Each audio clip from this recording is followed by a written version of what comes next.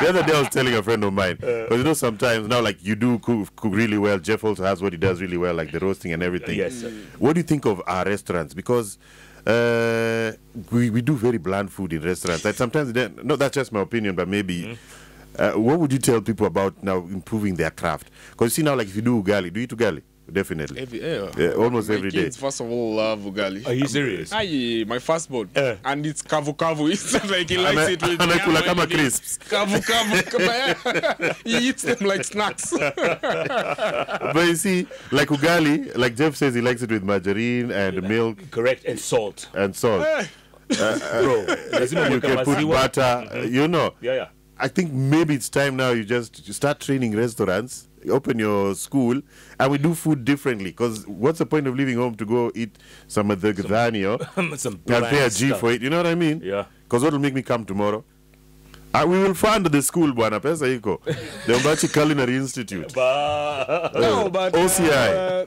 There are quite a lot of good restaurants around there. Some restaurants I actually go and eat, and I really want to meet the chef, because I'm like, okay, this food is good. I don't think I can even make it as good as this. And yeah, because even me personally, like my end game at the end of the day, I've always wanted to own a restaurant. First of all, I think at the stage I am now, I'll just keep doing what I'm doing as I keep perfecting the craft. But I enjoy also sharing my craft. So I think someday down the line, maybe starting something like a cooking class, cooking lessons, that's fun and something like that, something a bit different, not that mainstream. So that's my short-term goal. And then opening a restaurant is my end-term goal. But in terms of restaurants, yes, they are. Nikki, maybe you need to go to many restaurants. Go to many restaurants. I am 43. I've been to many restaurants, young man. Let me tell you when I started. Your taste is too sophisticated. I can tell. You know, there is buffed like this. He'll have a lot of people coming for classes. I'm telling you. You're like, hiya, Marias, you were here last week. Hey, I want to learn how to make it again this week. Like a wife is asking, how come this student just keeps coming every week? What's going on? He keeps reapplying. You make like 200K from one person in 1 month. You know? Yeah. So, Nimesema kweli. umesema kweli kabisa. Do you find a lot of fans trying to slide into the DM? Because, you know... Oh. Yeah, my DMs are there. The way that pitch just came out. The truth shall set you free. Everyone is entitled to their opinions, their reactions. Also, it also depends on your reaction. So for me, it's everything. Just treat everything with decorum, respect, and life is easy. Life is not complicated if you don't complicate it. Absolutely. Yeah. Do you miss rugby? I will say sometimes, because I also kind of retired prematurely. Actually, I didn't retire. I quit. Why? Because it was around during when COVID hit, and then they took away all our contracts. And then that's when I had my family was starting to grow, and I already had a son. I was almost now expecting my daughter. So there was actually no income from rugby.